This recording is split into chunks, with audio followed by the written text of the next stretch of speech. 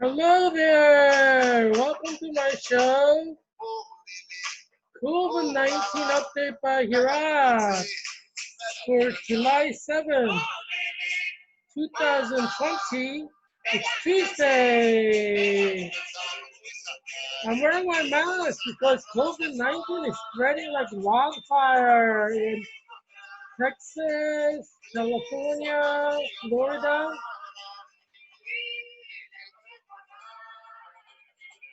It looks like it's coming over here. COVID-19 is having a carnival in America, spreading it all over the place.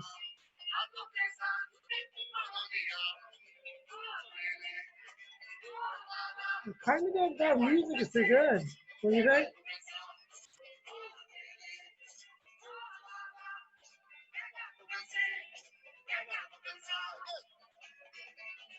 COVID-19 is having a party.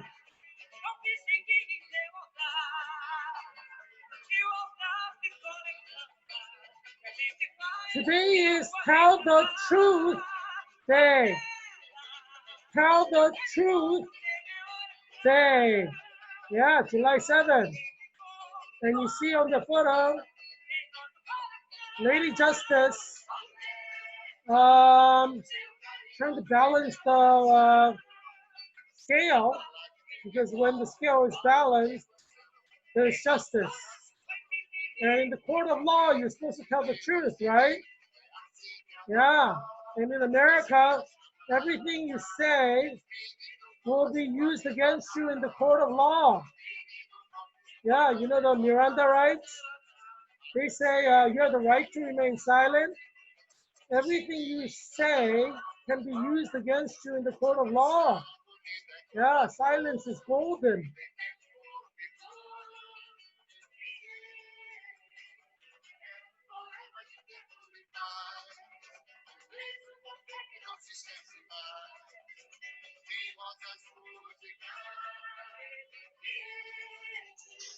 Why am I playing music from Brazil? Well, Brazil's number 2 in the world after the United States for COVID-19 death. It had far lower than Spain, Italy, and then he just catapulted really high. As you know, I want to provide you with culturally sensitive learning experience, viewing experience. So I like to introduce cultural artifacts, cultural bits and pieces, so you can kind of identify with, you know,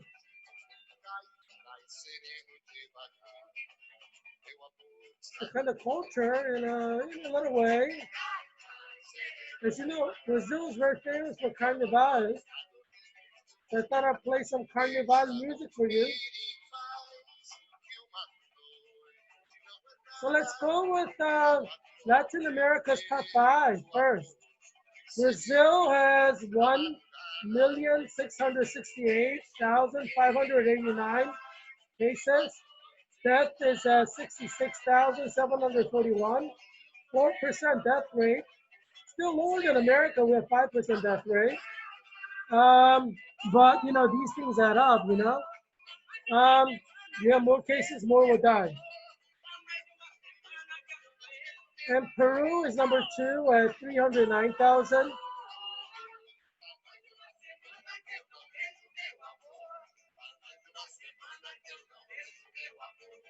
278. Deaths are at 10,952. 4% are dying. Yeah, there's time to be happy, there's time to be sad. You know, right now you're not dead. You don't have COVID, so you should probably be happy, right?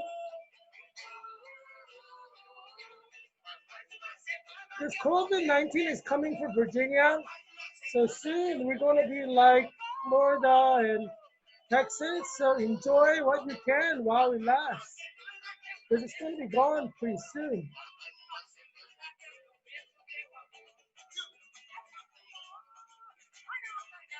Number 3 is Chile. So it's 301,019. Death rate is at 6,434, or 2% of the cases ending up in death. Ah.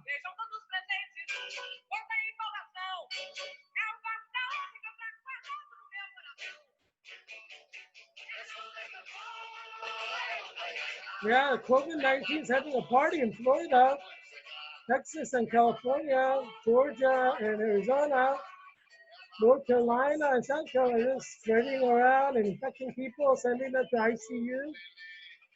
Yeah. We suffer, but COVID-19 is happy because, it's spreading and growing and multiplying. Mexico is number 4, 268,008 cases. Death is at 32,014. 12% are ending up in death. Colombia is number 5, 120,281 cases. Death is at 4,452, 4% ending up in death. As the cases grow, death rate will necessarily increase. And talking about Brazil, we have the unfortunate news that the president of Brazil has been diagnosed with COVID-19. I know he's a good Christian man, so I wish him well. Hopefully, he stood up for Romans chapter 1, so that God will protect him, because obviously God cares about his law. And as I've shared, right now we're experiencing the wrath of God because Romans chapter 1 has been violated. But God is pretty serious about Romans chapter 1. So you should read Romans chapter 1, familiarize yourself, because as I've said, spiritually speaking, theologically speaking, we are experiencing the wrath of God from COVID-19. After U.S. Supreme Court issued a positive LGBTQ plus ruling, God has sent the wrath of God. I don't know why, but I keep thinking like, the White House was involved. I'm sure they're not, but you know how you have this sick feeling in your stomach, and it just doesn't make sense. Because President Trump is a good Christian man. Vice President Pence is a good Christian man. And Jared Kushner and Ivanka Trump are supposed to be Orthodox Jews, so they're supposed to stand against LGBTQ rights, obviously. Because all religions stand against LGBTQ rights: Buddhism, Islam, Hinduism, Christianity, Judaism, Jainism. So all religions of the world stand strictly against LGBTQ plus. But I had this sick feeling in my stomach that the White House has something to do with it. I mean, I'm not saying that White House is colluding with the Supreme Court to defend LGBTQ rights. I mean, wouldn't that just sound stupid? That would be like political suicide for President Trump. He'll lose all the evangelical rural votes. But I'm thinking like, although he may not be President Trump, it may be like a gay guy who's a closet homosexual in Team Trump, in the campaign. These campaign managers, you don't know what they're like. I mean, some of them are like 20-something and they may be a closet homosexual. And in which case they'll try to like get the politicians to be like pro-LGBTQ, right? That's why I do not trust any campaign managers. I think they're useless. I think campaign managers, probably get you to lose more than win. I mean, if President Trump followed his instincts, he's better off than listening to campaign managers, in my opinion. I have this sick feeling in my stomach, like, the decision U.S. Supreme Court made um, like a little bit over a week ago, to give LGBTQ people rights at the employment. I had a sick feeling in my stomach, that maybe, Kavanaugh wanted a nod from the White House or even President Trump, and either he got it or he imagined he got it. And I don't know. I had this sick feeling. It's not. I don't have any evidence. I didn't hear anything, but I just had this sick feeling in my stomach that something went wrong there. Like, not only the Supreme Court justices went in the wrong direction, but I have the sick feeling that maybe the White House went in the wrong direction as well. I mean, I don't know. I mean, I hope I'm wrong. But today is the Tell the Truth Day. July 7th is Tell the Truth Day. So I'm just going to tell you the truth. Obviously, if it weren't the Tell the Truth Day, I might not have shared this with you. But, it's been kind of nagging at my stomach for a while whenever I think about this issue because, I'm worried about Americans dying. Americans probably will die in large numbers more than during the first peak. First peak is March to May. Second peak is June to August. Third peak is like September to like Thanksgiving, Christmas. Obviously, the most number of deaths will be in the third peak during the flu season. I'm predicting 1 million people will die per month. But in the summer, I'm predicting that we're going to have about 1 million people die by end of August. And I think that will come true just looking at the numbers. And I'm predicting that in the summer, we'll have up to 10,000 people die in one day. And I think the numbers kind of support what I'm saying. Yeah, but I have this sick feeling like somebody in the White House is trying to bat for LGBTQ. I'm sure they're not because that would be a national suicide. Because as I've explained over and over again, Romans chapter 1 is absolute law. God's not going to bend on it. And God promises wrath of God upon nations, which, protect LGBTQ rights. So for the White House to do anything that resembles that would be political suicide and also probably end the President Trump's presidency, in November, because, evangelicals will not vote for him. And, Bible-believing Catholics will not vote for him either. So, so that'll be a political suicide. But, yeah, as I said, if President Trump is pro-LGBTQ rights, I'm going to oppose him every day until November so he loses by a landslide. Obviously, I don't want Joe Biden to win. But, as I've said to you a couple of days ago, if Kanye West is anti-LGBTQ rights, following the Holy Bible, because Kanye West is a good Christian man, from what I understand. Only God knows, obviously. But and if he opposes abortion, then I will support him if President Trump doesn't come out in opposition to LGBTQ. So obviously there are several ifs there, and I still have to verify that Kanye West is anti-LGBTQ rights. As I said, I am a Christian man who studied the Bible. I'm an expert of New Testament and Old Testament. I know what the Bible says, but you don't have to be an expert to know because it's literally written there. Romans chapter 1 is self-explanatory. So as Christians, we have to follow it. You have no choice. And God did promise in Romans chapter 1, you can read it for yourself, that he's going to send the wrath of God for violating Romans chapter 1, which is the ethos of the whole New Testament, Old Testament. It's very anti-LGBTQ. You could ask any LGBTQ people. They're going to say the Bible is very LGBTQ because it is. God is very LGBTQ. That's why for 2,000 years of Christianity, Christians have arrested homosexuals and executed homosexuals through the court system because that's what God demands in the Bible. Now, you may not like it, but today is Tell the Truth Day, so I'm going to keep telling the truth here.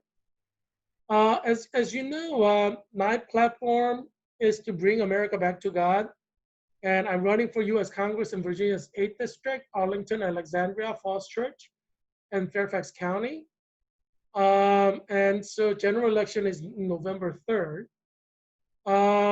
My name will be on the ballot because I filed a lawsuit with Arlington Circuit Court on June 3rd, about 6 days before the deadline when I was supposed to submit 1,000 signatures, but I could not submit 1,000 signatures because Governor Ralph Northam issued a stay-at-home order from March 30th to June 9th, thereby making it impossible for me to collect the 1,000 signatures by law. So it's legally impossible. It's practically impossible.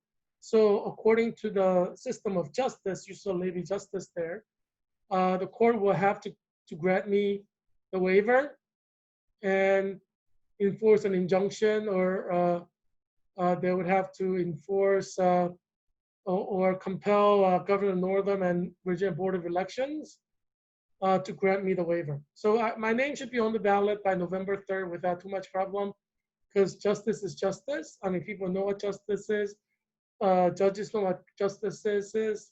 And law is the law, and law, if it's practically impossible, you know, measures have to be made to accommodate that. So yes, I'm not worried at all. So I'm official candidate for U.S. Congress in Virginia's 8th District until November 3rd. Because right now my situation is in the court system, judiciary branch, and could go all the way to the Supreme Court. Obviously, you know, I'm sure Arlington Circuit Court will grant me what I want. But obviously, if they don't, I could always appeal all the way to the Supreme Court.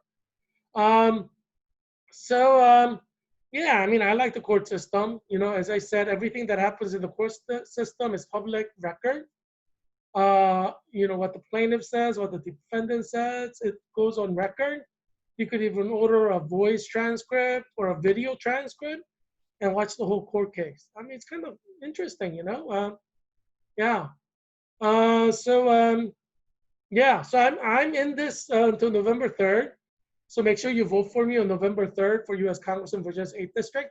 I'm far better than Don Beyer. You know I can win. And I will do a much better job. So yeah, vote for me, even those who voted for him 2 years ago. And you know, today I filed my FEC, Federal Election Commission. They have a quarterly report that you have to file. So July 15th is the deadline for the quarterly report for Federal Election Commission for all politicians running for a federal position. So, you know, there's a box that says, you know, president or non-president. Those are the two categories. Because president is a national, you know, election as well. So he has to go through the Federal Election Commission. And then United States senators and U.S. representatives are federal level offices. So you have to go through the Federal Election Commission. So yeah, so Heerak Christian Kim for Congress committee submitted the July, you know, I guess it's the second quarter report to the Federal Election Commission. So you gotta submit a report every quarter. So beginning of January to end of March is first quarter. April 1st to like end of June, June 30th is the second quarter. And Federal Election Commission they give you about 15 days. So the deadline to submit is 15th of July. I noticed that Mark Elmore submitted his report on June 30th. And Mark Elmore was a candidate for U.S. Congress in Virginia's 8th District running for the Republican convention. We didn't have a primary, we had a convention, so you didn't have to collect any signatures. And so, I thought he would win, but he actually lost. Mark Elmore. Both Jeff Jordan and I were friends. Obviously, we see eye on many issues, but I thought actually Mark Elmore would win because he lives in Alexandria. He's been here like for decades. And he's actually run against not Tom Byer, but the guy before him. What's his name? Yeah, he didn't win, but he ran against him. So and he's like a big shot executive, and he has a very fine tune. So I thought he would win, but he didn't. Jeff Jordan won. I didn't go to the Republican convention because I'm currently running as an independent. So I'm just kind of like, since I'm running as an independent, I'm just kind of maintaining that space. I'm not politically affiliated. If you go to Federal Election Commission website and click on my name, it says no party affiliation. So I'm not Republican or I'm not Democrat. I'm not any party. I'm just like independent, running for U.S. Congress. So I noticed Mark Elmore, he lost to Jeff Jordan. So Jeff Jordan is now official Republican candidate for U.S. Congress in Virginia's 8th District. He's a good guy. Obviously, I think I'll do much better than he would. That's why, I'm continuing to run. But he submitted his financial report on May 10th. So I'm not sure what that means. Like, because you're supposed to submit the financial report like after after June 30th, but he submitted on May 10th. I think that was the day of the convention. So I don't know, if he's going to submit another one or if he's going to submit an amended one, because obviously the quarterly report must cover from April 1st to June 30th. So he submitted his report on May 10th. So, maybe he declared to run late. He might have declared late, registered late with Federal Election Commission. So maybe the report that's on there is just like a report that he submitted because he registered to run late. And that he's going to submit the second quarter report like sometime before July 15th. I don't know. You could always go to Federal Election Commission website. You just go to Federal Election Commission and type in Virginia 8th District. You'll see my name there. You'll see Mark Elmore's name. You'll see Jeff Jordan. Jeff Jordan beat Mark Elmore. The two of them ran. And so, Jeff Jordan is officially representing the Republican Party. And you can see Don Byer. I think he also submitted his report like beginning of July or something. And he has like what, $700,000 or something that's like remaining on his war chest. Yeah, so he's rich. He has a lot of money. But you could click on my name. I'm a poor guy. I'm like the poorest candidate. I just believe in American system, the integrity of American system. I just believe that an immigrant boy like me from South Korea, I came here when I was only like a fourth grader, and I entered fifth grade in Philmont Christian Academy in Philadelphia. Poor immigrant boy like me, this is America, where a poor immigrant from Ireland or Italy or Korea, or India, wherever, could come and succeed, and become a congressman. So I represent the American dream. I represent the hope and dreams of all the immigrants in America, past, present, and future. And so I feel like I am, every American in a sense, because every American is an immigrant, right? Yeah, so I'm excited about running, representing every American as a candidate. And so when you're voting for me, you'd be voting for an every American realization of the American dream. The little guy, who doesn't have much money like Mark Elmore or Don Byer, just kind of going there and winning this race. That's what America is made of, the dreams and hopes and possibilities. Because there are countries around the world, unless you're wealthy, you cannot run for political office. You can't even run. But America is one country where you could run even if you only have an elementary school degree. You could run as a, county board member. You could run for, any position. You could even run for U.S. Congress if you want. There's nothing stopping you. Um, you could run for governor. That job is up next year. You could run for, Alexandria City Council. I think all the positions are open for election next year. You don't have to have a PhD. You could just have an elementary education to run. You could be an immigrant and you can run. If you win, you win. So I encourage all the conservatives out there who love Jesus, who affiliate themselves political with me, to run. As I've explained that, my motto is bring America back to God. And if it's God's will that I start a political party in America, I'm happy to do it. Obviously, according to the principles of bring America back to God. I believe there are a majority of Americans who would see eye to eye with me. And that if I were to create a political party that's brand new, that I think it would be highly successful.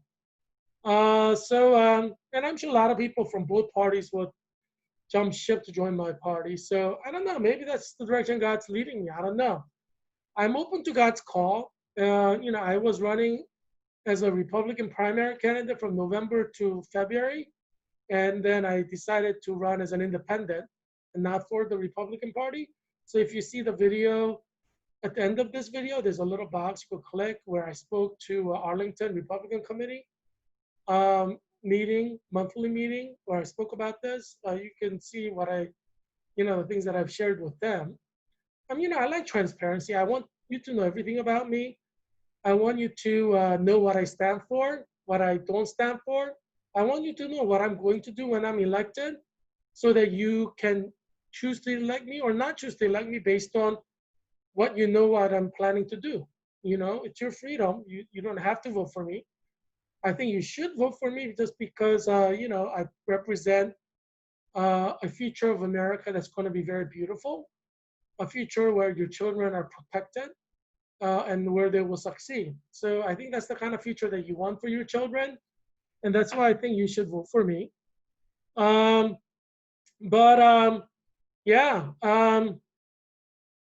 Yeah. So go to Federal Election Commission website and check out Virginia 8th District, all the candidates. It's kind of fun, follow along. I file all the important necessary legal paperwork. My committee, which is the Heerak Christian Kim for Congress Committee, files all the necessary paperwork. Everything is legitimate. I'm an official candidate for U.S. Congress in Virginia's 8th District. So there's all the documentation there that proves that I'm an official candidate. And as I said, in Virginia, my case is in the court system, in Arlington Circuit Court, right? So I'm officially in Virginia as well. And I expect Arlington Circuit Court to issue an injunctive relief for me by requiring that the Board of Elections waive my signatures. And this was filed on June 3rd, before the deadline. So the most important thing is whenever the case is filed, that's when it's in effect. So the deadline was June 9th. So everything is legit, legal. You should see my name on the ballot on November 3rd. Just vote for me. If you want a better America. And but I feel bad for President of Brazil. He's got COVID. I guess he's like 65 years old. I would never imagine a million years. I thought it was like 40 something. He looks remarkably young, but if he's 65, I mean, that's it's a little bit dangerous age. So I'm kind of worried about him. So, I hope that you guys can pray for Brazilian president, his recovery, because he has a heart for God, and so you should pray for him. But I am actually more worried. I mean, I am worried about Brazilian president too, but I'm more worried about children in America. Partly because I'm an elementary school teacher, And as an elementary school teacher, I have a heart for children. Because, I teach fifth graders at Savoy Elementary School in Anacostia neighborhood, which is Ward 8 of Washington, D.C. Obviously, I came to Georgetown University in 2018 to engage in a 2-year intensive full-time master's program in clinical nurse leader. So I had to quit I had to kind of stop everything and just focus on my nursing studies. And I'm graduating in August 2020. And I've been getting, I was a leader of Local 6, American Federation of Teachers. Local 6 is the American Federation Teacher Union for Washington, D.C. Public school teachers. And I was a leader. I was elected to be a delegate to the National Convention of American Federation of Teachers.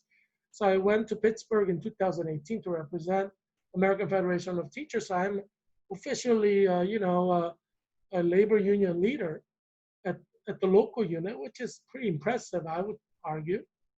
So I still get stuff, I get all the stuff about union activities. So I just sent in a few things to President Elizabeth Davis.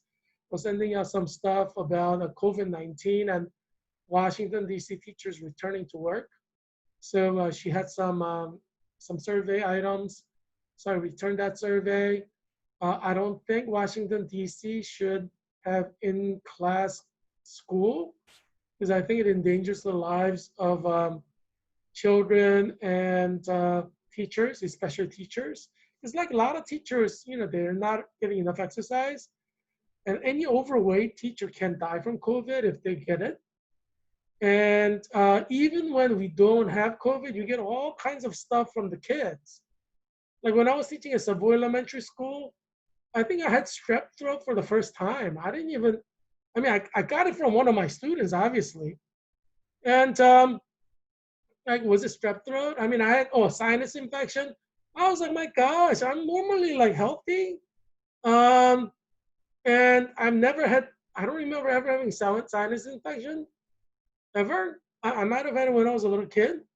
And then I start teaching my Savoy Elementary School kids, and they're always coughing. And, like in wintertime, they're always coughing. And they're like, 1/4 of them are sick. Like, why don't you just stay home? Why are you in school? Obviously, you're running a fever. You have like, why did you come to school? They're like, my mama made me come. I'm like, geez, you should stay home. If you have like strep throat or sinus infection or flu or common cold, you just stay home. So other kids get infected with like common cold, COVID, not COVID, but common cold and flu and strep throat and sinus infection. So I got infected, because you have all these students coming to school when they have all these infections. The kids, generally get over a lot of it, but yeah, but I got sick with like strep, was it strep, sinus infection? I was like, whatever my kids had, I didn't always get it, but if there were like 4 or 5 kids who are coming to school, despite the fact that they have like, cold or, sinus infection or strep throat, I'm gonna get it because I'm their teacher. These little kids, they're little, they're like really little, but they can carry infectious viruses. Geez, I'm like, man, how did I get my sinus infection? These little kids, like they talk to you, they cough on you, and they're little kids, like 5th graders. So they're like, Mr. Kim, Mr. Kim, and they have like full-blown sinus infection, and they're looking like they need to be home, right? But they're at school. And I'm trying to send them home, but it doesn't always work. So yeah, so I get like, not COVID, I meant like sinus infection from my kids because they're like, Mr. Kim, Mr. Kim, they're like close and they're like coughing on you. They don't mean to cough on you, but they're coughing and sneezing, they're sick. So I get it, obviously had they stay home, I would not have gotten sinus infection or like all the things that they had, which were raising. So, so I'm worried, like kids can get sick fairly easily. they get sick and then they recover fairly easily too. But they get sick and they're sick for several days, you know. So I'm worried, you know, if school opens up, you know, these kids, because in New York, they had New York virus, which it was a mutated version of COVID-19 that was infecting children. So I'm sure some of my kids are going to get that, you know, COVID-19. They're going to die. I could see them dying. But some of my kids are like, they have diabetes condition. Some of them are overweight. You know, they get COVID-19, they could die. So yeah, I'm worried. So I hope Elizabeth Davis, our president of Local 6, will find a way to get DCPS, District of Columbia Public Schools, to have online learning so that the kids' lives will not be jeopardized. And also, like teachers, I would say like over 50% of the teachers are like overweight. So if they get COVID, they have a high chance of dying, especially during the flu season. And I would hate to see like all these great educators die of COVID during flu season, you know? Yeah, and there are a lot of people dying in the summer where there's no flu. Can you imagine how many people die when they have flu? Yeah, so I'm really, really worried. And you see the intubated child, that's what's going to happen. You know, like if I end up working at Children's National Hospital, I'll be intubating the kids. Yeah, fifth graders who come in because they got COVID because they had to go to school. Yeah, I'll be intubating them. Yeah. I mean, if I work in the ICU, that's what I'll be doing. And you know, as you know, Georgetown Clinical Nurse Leader Program 2020, cohort 2020 finishes in August, so I'll start working in August. Yeah, I'm gonna congratulate my cohort members. Hey you guys, congratulations, CNL 2020, CNL 2020, Georgetown CNL program. We did it, you did it, I did it, we got pinned. Yeah, I can't say everybody's gonna survive it because COVID second peak is coming for Virginia, Maryland, and DC. So I have a sick feeling in my stomach that that one or two of my core members will die before we finish in August. They have about, I guess, 5 or 6 weeks that they're working in the hospital, clinicals. So far as I know, no one gotten it yet. But, you know, it's going to be, you know, I mean, anything could happen in 1 month. So, yeah, so, I mean, you could even get COVID when you go to the shopping center, but obviously in the shopping center, you know, you could stay 6 feet away and not talk to anybody and wear a mask. But it's not like that in a hospital. Yes, you're wearing a mask, but you're going to be closer than 6 feet. I mean, you have to know, like, when you work in a hospital, you have to listen to people's hearts and lungs. So you are, like, really close. You're close listening to heart and lungs of a person. Obviously, they're going to be breathing on you and coughing on you. So every time you're assessing a patient, because you have to listen to their heart and their lung. Yeah, you could get COVID at any of those times when you're that close to the patient's face because you have to listen to their heart and their lung. So there's no way you could avoid possibility of getting COVID. I mean, you know, so if you're vulnerable, your immune system is weak, you're going to get it. And there's no doubt about it. As you know, like one of the eye exam is using a pen light. You see the pupil sizes there. Pen light to look into their eyes, you know. And obviously you're very close. You're like at an arm's length. And, you know, sometimes you have to get closer to have a good look at the eyes. You have to look, you know, flash it onto their nose.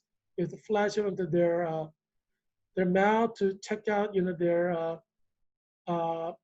their mucous membranes to make sure that it's intact, that there's no sores or fungus growing. So yeah, you're very close. You're wearing a mask, but you can still, if somebody's coughing on you and, you know, this thing is open a little bit, I mean, you get it. You know what I'm saying? So that's why, you know, I mean, and you're working like, what, 8 to 12 hours? I mean, you're going to be working that close to a patient and you don't know if they have it or not. Because somebody can be asymptomatic and still pass it on to you. And if they're taking Tylenol, it may mask the temperature anyway. So even if they would have a high temperature, if they're taking Tylenol, temperature drop. So you're never gonna know that they don't have COVID, right? I mean, that's the thing. Like if you're taking Tylenol at home, your temperature can be low. You always pass the temperature test because you're taking Tylenol. Yeah. So, I mean, that person may have raging COVID-19. You're never going to know. They're taking Tylenol um, or aspirin. So, yeah.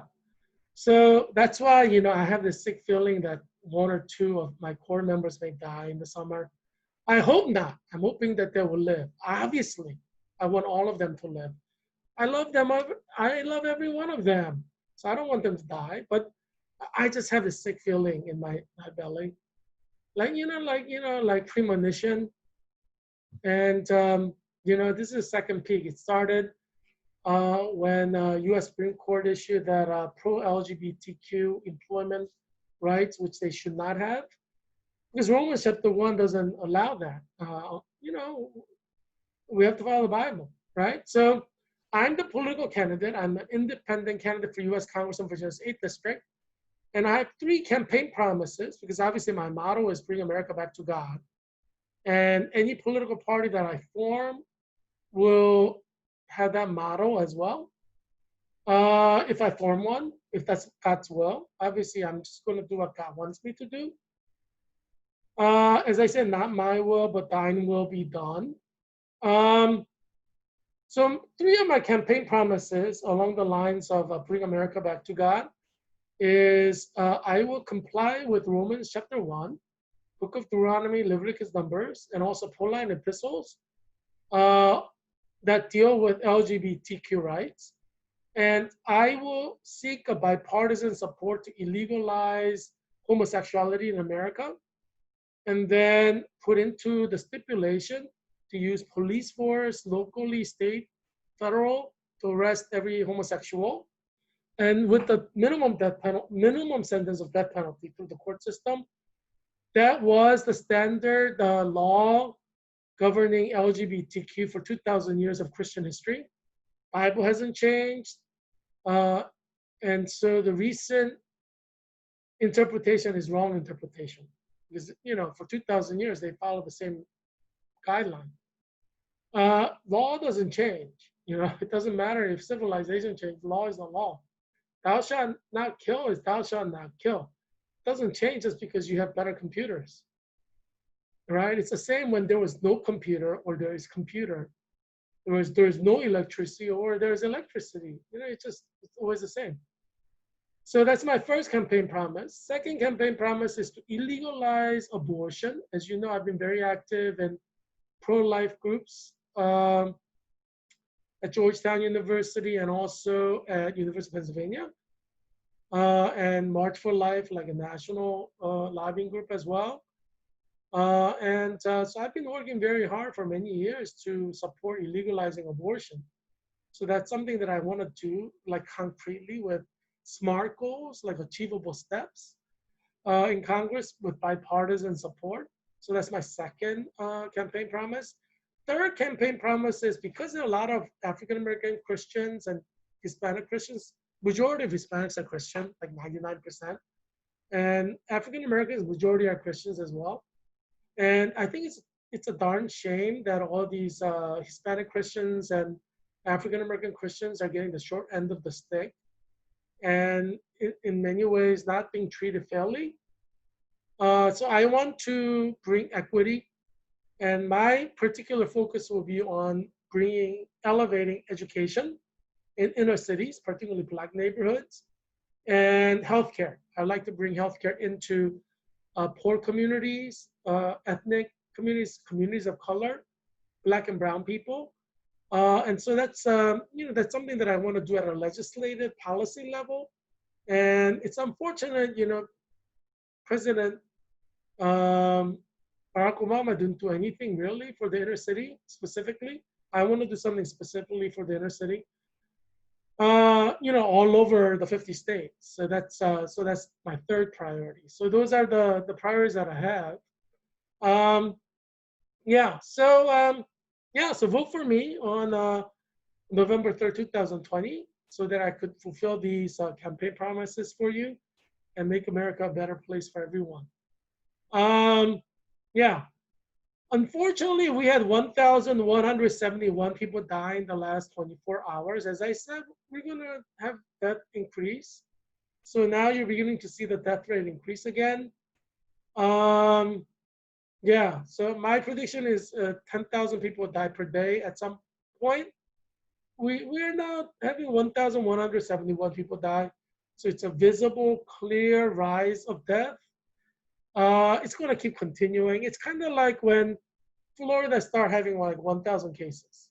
Now it has like 10,000 cases. Same with Texas. Texas started having like 1,000 cases. Now it has 10,000. You know, went up really fast in a very short period of time. So you will see that with the death rate as well. We're at 1,171. But in a short period of time, you'll see it go all the way to like 10,000 people. Yeah. Yeah, I told you you're going to get like dizzy from all the death in the summer, right? I told you that like a few weeks ago. Yeah, because this is predictable. COVID-19 is a virus, it's predictable. Once people get it, about 4 to 5 weeks later, anywhere from like 2 to 5 weeks later, you're gonna have death from the new COVID case. It takes like 2 weeks to 5 weeks to get to death. Especially if you're in hospital, they try to keep you alive. So some people do actually survive and live, but it takes you like 5, 6 weeks, sometimes even 2 months, 3 months to die. That's why the death rate kind of lags behind, especially if you're in a hospital. If you're like at home and getting sick and sick and sick, you may die quicker. But if you go to hospital, obviously they could actually save your life, or you may die, take a longer time to die. So right now we have 131,455 total death in America, and total confirmed cases going up around 60,000 per day. This is horrible because 5% of them will die. And once ICU beds run out, you could have 100% of the people dying in an area where there's no hospital bed, or more importantly, no nurses. So yeah, I mean, I feel bad for people in Florida living in areas without ICU beds because they're kind of headed to death. But what can you do, right? What can you do? Yeah, I mean, you can do something. Just don't get COVID, so you don't have to go to hospital, right? What I'm really worried about is Florida, I guess, is planning to open their schools in August. I mean, geez, I would say that's a recipe for disaster. We can have up to 10,000 children dying, even before flu season. And because if school starts up again in August, like District of Columbia Public Schools also starts up again in August, you can theoretically have like over 25% or 50% of the students in the school system get COVID, and they could die. So yeah, I'm really worried about Florida, but what can you say, right? I mean, people sometimes make stupid decisions. Maybe because they don't believe that COVID-19 can kill the kids, and they have to actually see it. It's like doubting Thomas. Until they actually see 10,000 children die, they may not believe that that's possible. But unfortunately, after 10,000 children die, you cannot revive them. They're dead. And I like to say it's better to just play safe. Children don't have to learn like this moment. Like, they could be a little bit behind. It's more important that they live. So I am more public health centric, meaning, let's keep people safe. That's the priority. We could always print more money. We could give people money, printed money. So I would say, we need to prioritize people, not economy. That's just my personal position.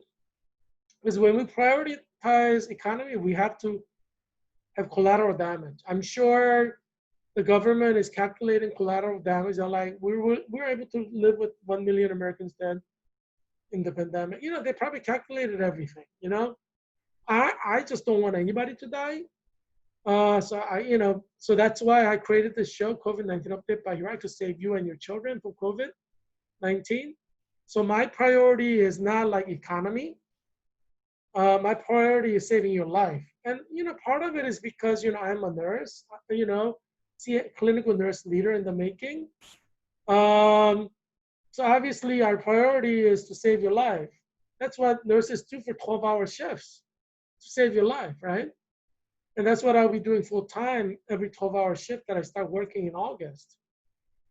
Um, yeah, so I want you to live. And so for me, it's better to close down the schools, not close down, but have online remote learning with no physical contact, because we have the technology to do it. I mean, why don't we use the technology we have to save lives?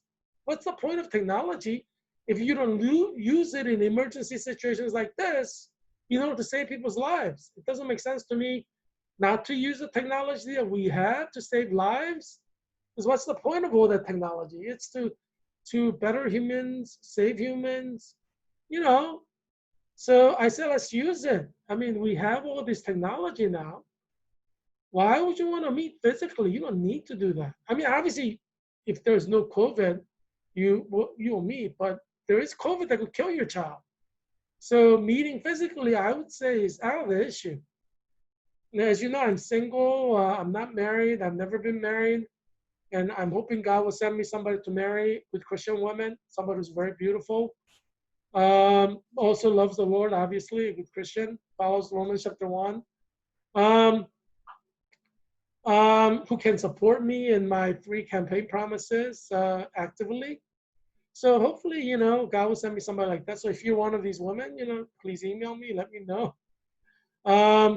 Yeah. So, but you know, it's you know, for me, you know, it's about saving lives. I look at all those kids. You know, why should they die from COVID? Even one of them. Look at the kid who's intubated. All 4 of them could be intubated like that, and all 4 of them can die. Look how close they are. I mean, well, you're gonna keep 6 feet distance between every 5th grader. I mean, is that even physical? Is that even possible? Feasible?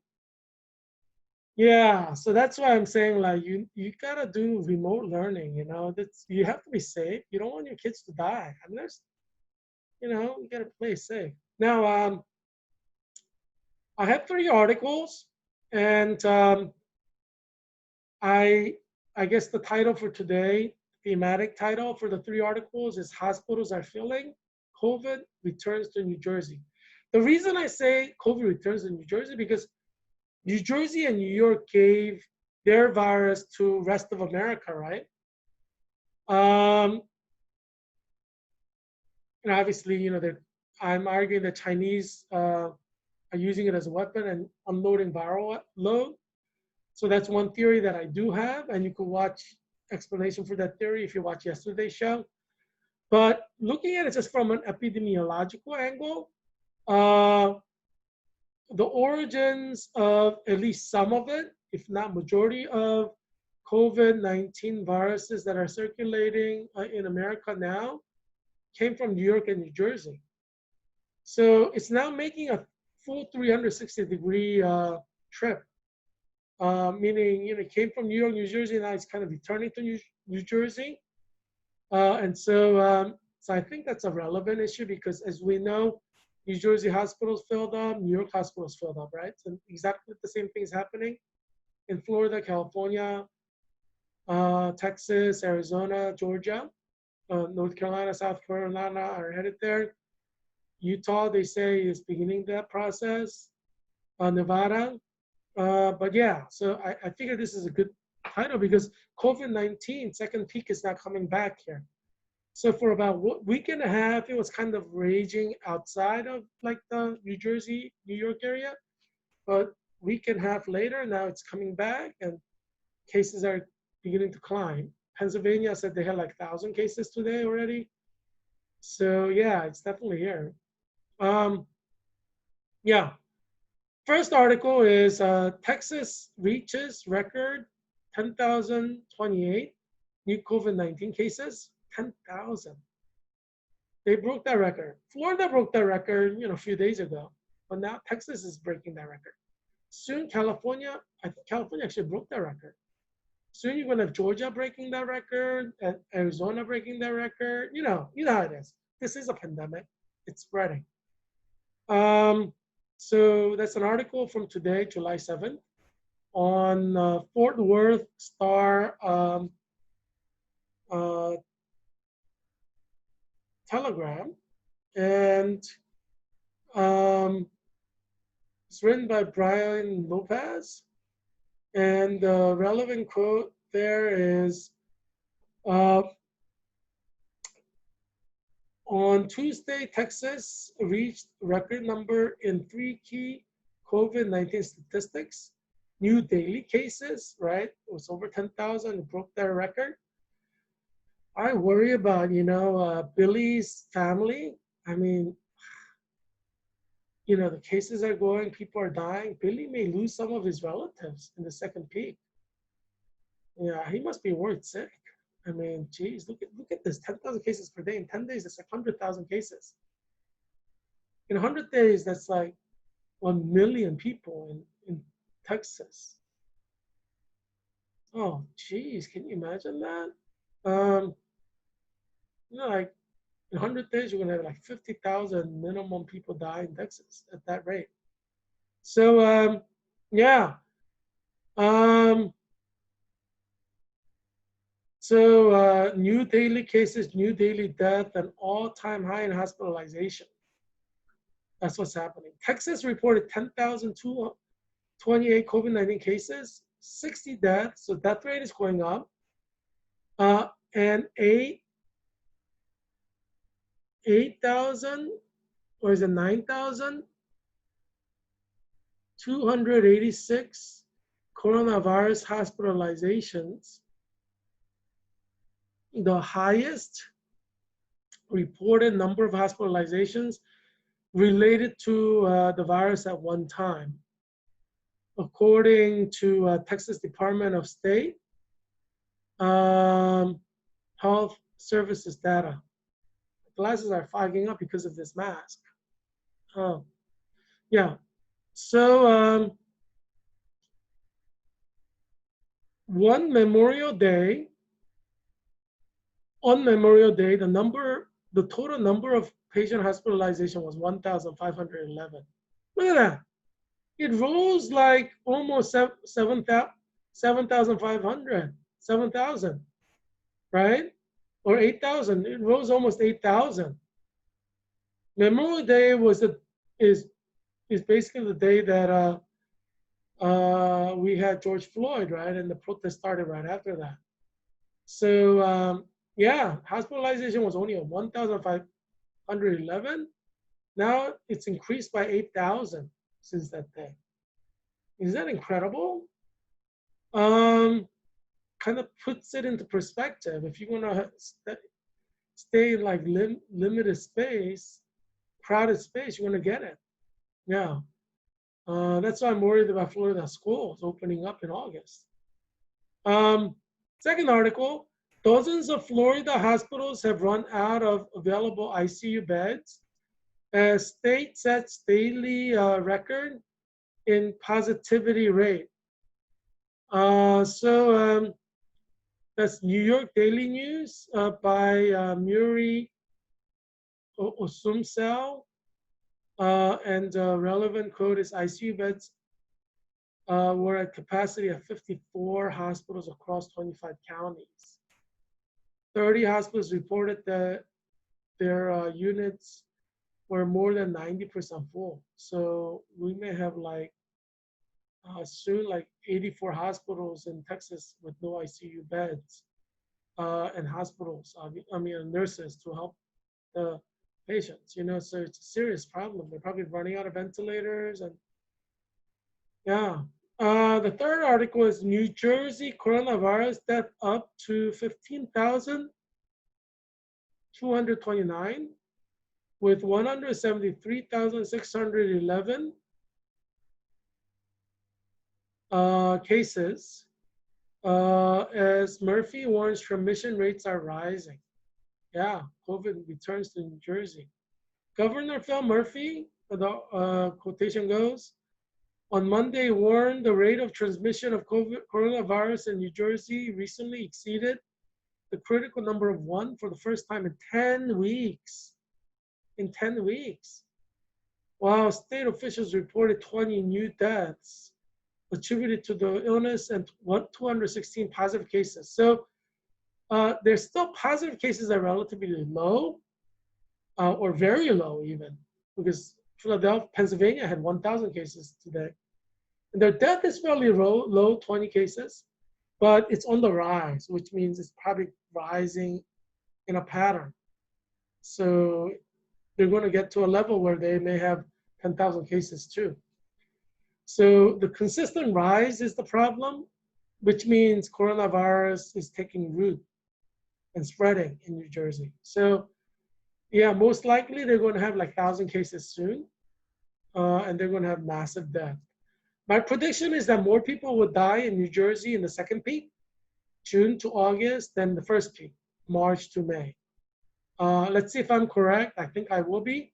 Just looking at the patterns of Florida, Texas, California, North Carolina, South Carolina, Georgia, Arizona, and now the patterns coming true in Pennsylvania with 1,000 cases, and Virginia had like over 600 cases today. So yeah, I mean, it's rising.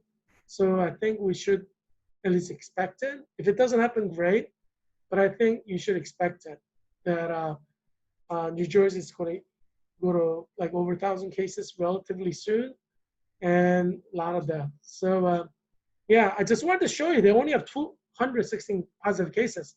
Virginia, we have over 600. So so yeah, that's where Texas used to be. That's where, like Florida used to be. That's where like California, I don't know if California went down that low. But my point is, a lot of the states that are like really struggling with large numbers, they were at 216 positive cases. Yeah, so that's the problem, right? COVID-19 is a virus that spreads, so it could spike up anytime, any place, as long as there's a mode of transmission. You can transmit it, like in a schoolroom or in a confined space, or like crowded area, like protesting. So yeah, you see that graph? New Jersey used to be very high, and then it went down. But remember, even when it was low, New Jersey had a lot of deaths, because death lagged behind by like 3 to 5 weeks. Do you see that? So if you look at that graph, in most of April, the cases were relatively at a low level, at least on that graph, but you had a lot of deaths in New Jersey, because people die in hospital after 2-3 weeks of treatment, or longer. So the graph doesn't really tell you all the story, because the positivity case graph. So let's say you're infected now in Florida, 10,000, or Texas 10,000. The 500 would die, but probably like in 4 to 5 weeks later. You see what I mean? So it's possible 4 to 5 weeks later, or they only have like 1,000 infection per day, because everybody's like kind of self-isolating and wearing a mask and not going out of the home that much. So that's possible. So even when the case is like 1,000 a day, you may have 1,000 deaths a day. That's a possibility. You see what I'm saying?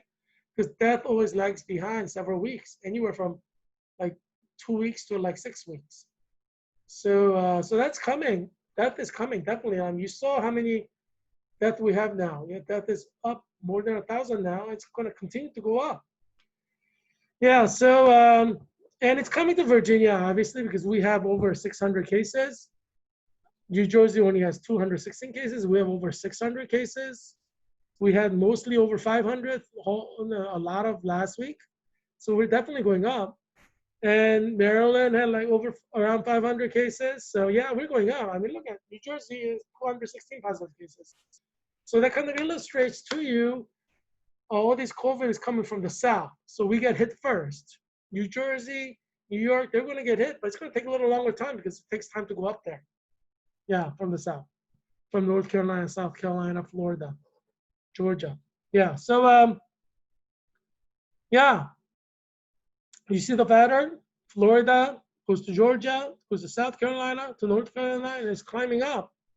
Yeah, so that's why they're breaking all the record, all the states along the way. I hope that you enjoyed this show, and hope that you learned something that can help you and your family survive. This is a daily show, so check back tomorrow. I'm going to have you something very important for you.